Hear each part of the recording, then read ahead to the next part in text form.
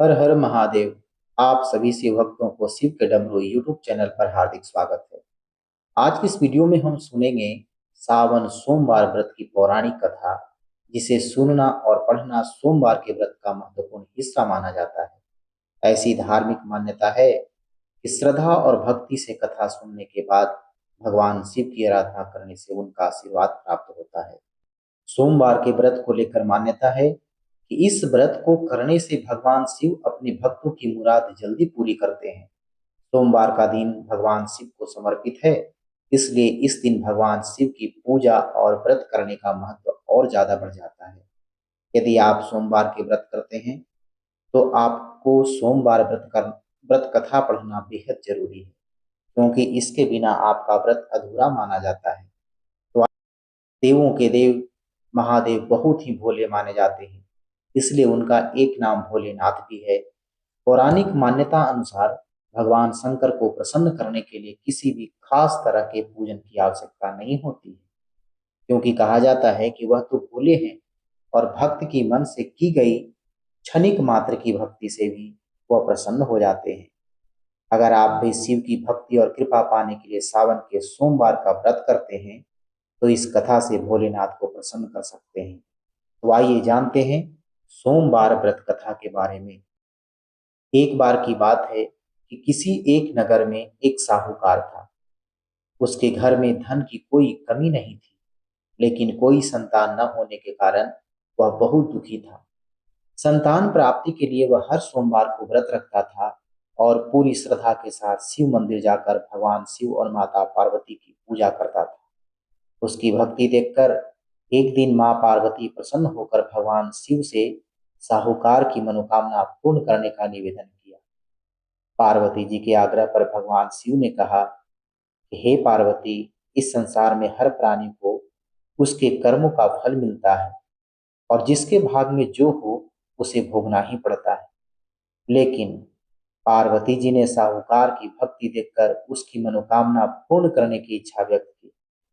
तो माता पार्वती के आग्रह पर शिव जी ने साहूकार को पुत्र प्राप्ति का वरदान तो दे दिया, लेकिन उन्होंने बताया कि यह बालक जो है केवल 12 वर्ष तक ही जीवित रहेगा। माता पार्वती और भगवान शिव की बातचीत को साहूकार सुन रहा था, इसलिए उसे न तो इस बात की खुशी थी और न ही दुख। वह पहले की भांति शिव जी की पूजा करता रहा।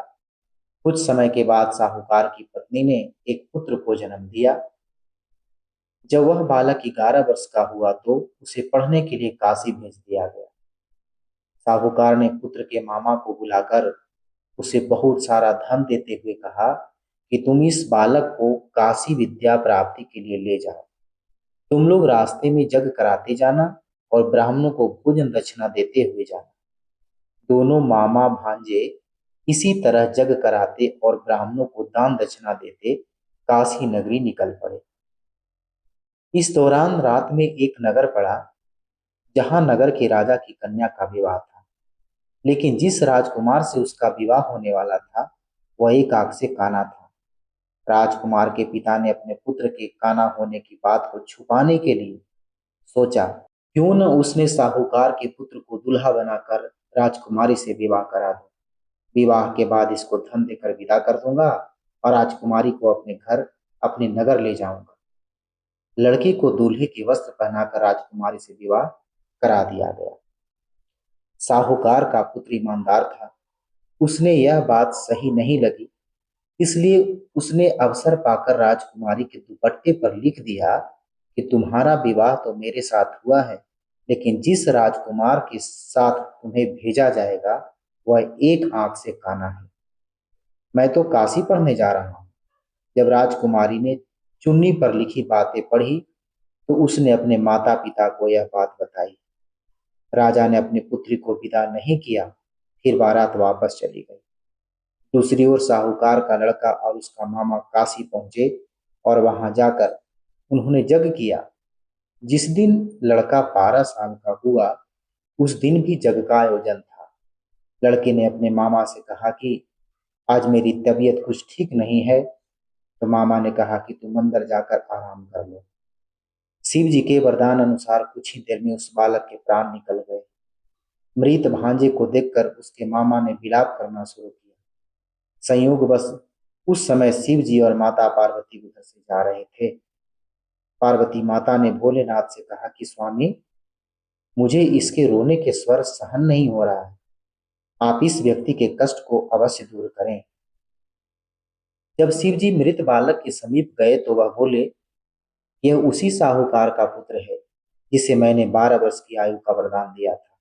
अब इसकी आयु तो पूरी हो चुकी है। लेकिन मातृभाव से विभोर माता पार्वती ने कहा कि हे महादेव, आप इस बालक को और आयु देने की कृपा करें, अन्यथा इसके वियोग में इसके माता पिता भी तड़प तड़प कर मर जाएंगे। तो माता पार्वती के पुनः आग्रह करने पर भगवान शिव ने उस लड़के को जीवित होने का वरदान दिया।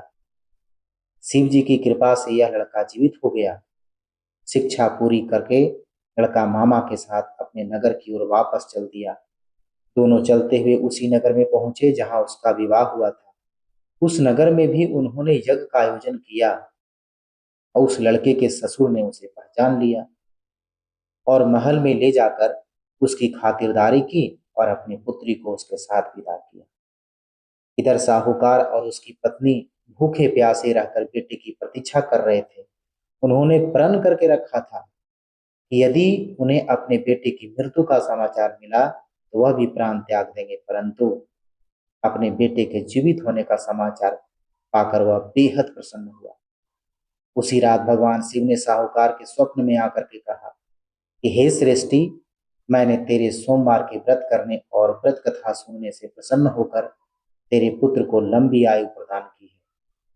इसी प्रकार जो कोई सोमवार का व्रत करता है या कथा सुनता है और पढ़ता है, उसके सभी दुख दूर हो जाते हैं और सभी मनोकामनाएं, मनोवांछित फल प्राप्त होती है। तो भक्तों, यह कथा हमें सिखाती है कि सच्ची श्रद्धा, भक्ति और अच्छे कर्म जीवन में बहुत महत्वपूर्ण है। सोमवार व्रत भगवान शिव के प्रति विश्वास और समर्पण का प्रतीक माना जाता है। अगर आपको यह सोमवार व्रत कथा पसंद आई हो तो इस वीडियो को लाइक कर दें, अपने परिवार और मित्रों के साथ इसे शेयर करें और शिव के डमरू यूट्यूब चैनल पर पहली बार विजिट कर रहे हैं, इस चैनल को सब्सक्राइब करना न भूलें और बेल आइकन जरूर दबा दें ताकि जब भी इस तरह का महत्वपूर्ण वीडियो अपलोड हो तो तुरंत आपको मिल सके। तो फिर मिलते हैं हम अगले वीडियो में, तब तक के लिए हर हर महादेव।